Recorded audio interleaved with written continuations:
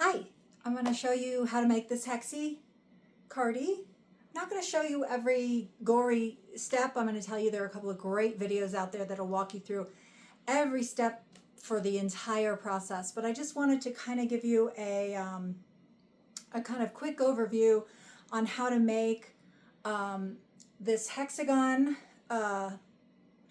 sweater. It starts at the armpit with a hexagon on either side, on both sides, and comes together however you want it. It's modular, it's made to measure, so it's kind of wonderful because you can make it any way you want, and you're just starting with a very chill hexagon. There are a ton of patterns of the hexagon. Most of them are the same. They're just different people, you know, doing a tutorial or sharing a pattern. I'll share some of my favorites in the description. But anyway, okay, I'm going to take the sweater off so I can show it to you piece by piece. I'm also making one for my niece right now. She fell in love with it, and she's a little smaller than me, obviously. She's like 11. So I'll show you the pieces I'm making for her, which is the same thing. So there's the hexagon, which has 6 sides. I usually make one hexagon to one ball, and then I make the other hexagon hook to the other ball, just because I don't know, I like to be working on both sides at the same time. But this is what the hexagon looks like when it's folded over. So that is the cardigan, basically. That right there is the armpit, and this is the shoulder area. And once you get to, so you're working along with your hexagon. You got 6 sides. It's very relaxing, and then you're going to get to a point where you're like, oh, it will fit around my arm now, or the arm of the person I'm gifting it to. Once you get there, that row that you do, you're going to do 4 sides only, not 6. And when you get to the 5th side, you have your yarn, and you're literally going to put the shoulder, like sleeve seam, I guess it's going to be on top. It looks really cute. You're not sewing it together, you're crocheting it, so it looks adorable. It's amazing. So this 5th row going around your hexagon, instead of just doing a granny stitch and carrying on, you're going to do granny stitch cluster on one side, slip stitch on the other side, grabbing the other piece, and then granny stitch cluster, slip stitch, grab, granny stitch cluster, slip stitch, grab. That's hard to say. Anyway, you'll do that all the way down the sleeve. And when you get to the bottom, you could literally do a cuff there if you wanted to have it be like a little quarter sleeve. I've made one of those. They're really cute. Or you can keep going around and around and around toward the wrist with granny stitch. Just rounds of granny stitch, no stress.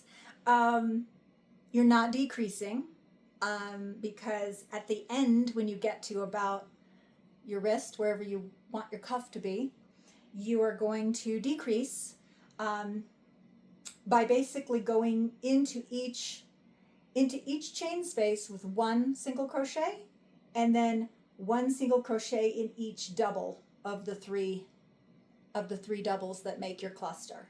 So it would be 1 single crochet, 1, 2, 3 single crochets, 1 single crochet, 1, 2, 3, all around, so that you then have a single crochet round that you can then decrease, because you're going to decrease over a row or 2 depending on how tight you want your cuff.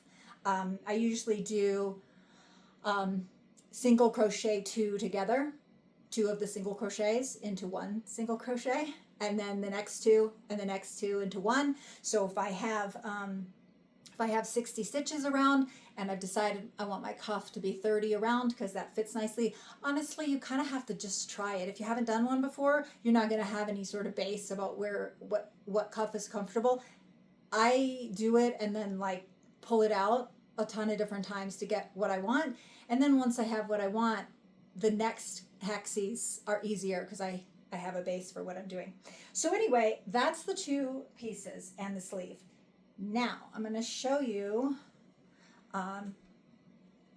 So what I did here, like I said, I didn't do any decreases on the sleeve. I just kind of went until I made my little cuff.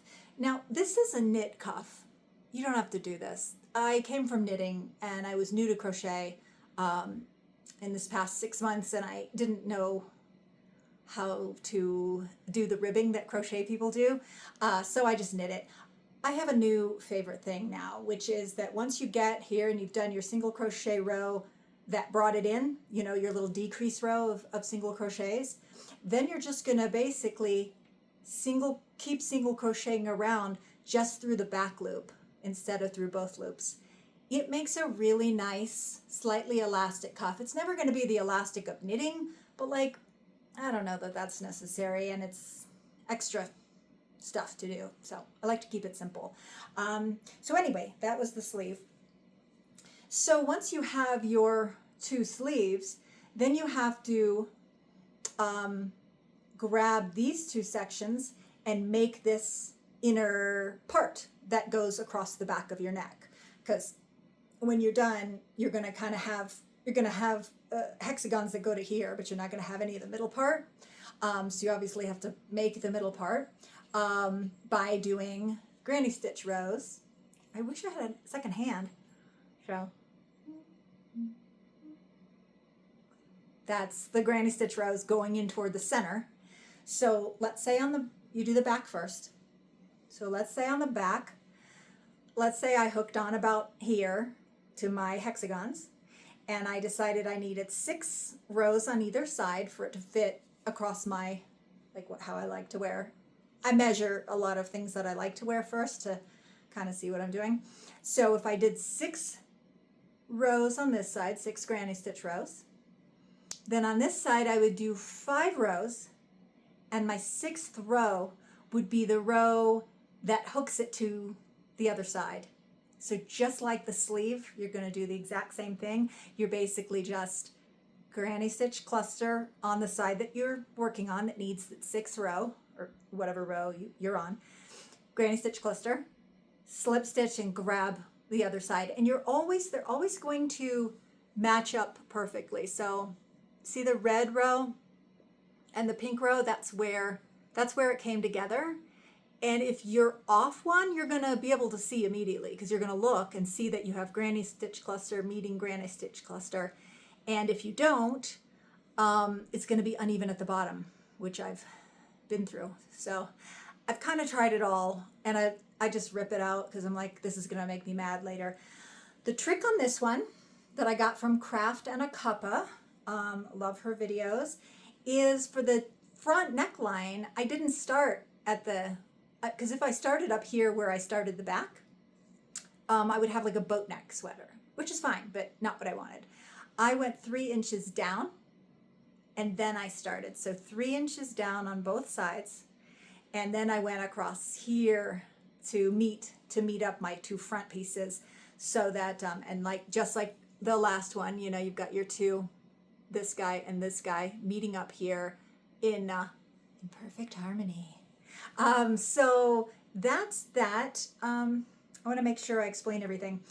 So when you're done putting the middle, going across the back and meeting your 2 back pieces, going across the front, meeting your 2 front pieces, you are going to do a little trim. I literally just went around and did 1 row of single crochet in a slightly smaller needle size. I tried it in the same needle size first, or hook. I'm sorry, I come from knitting. Hook size. And I thought it was a little wonky. Like, I didn't like how it was holding, so I went back in and did maybe half size smaller than what I did the body with, or maybe 1 millimeter smaller. Anyway, then once I got to the bottom, I did the exact same thing as I did on the sleeves. I did a couple, I think I did 1 or 2 rows of decreases to get it to where I wanted it to kind of cinch in at my lowest rib, which is kind of where I wanted it to be. I didn't add any, people do extensions to go down, make a longer sweater. I didn't add any because I was happy with how the two, I just thought it fit perfectly. I love it. And I've made so many of them now. I've made ones with, you know, no cuff. They just kind of end at the little bell sleeve. Those are a ton of fun. So anyway, I hope I explained some easy things. You know, the Passionate Kelsey YouTube video, if you need like every single step of the way, which is what I kind of watched multiple times before I got it to where I could just do them. Her video, which I'm gonna link in my description, is amazing, and so yeah, hopefully that'll be helpful. Anyway, happy crocheting.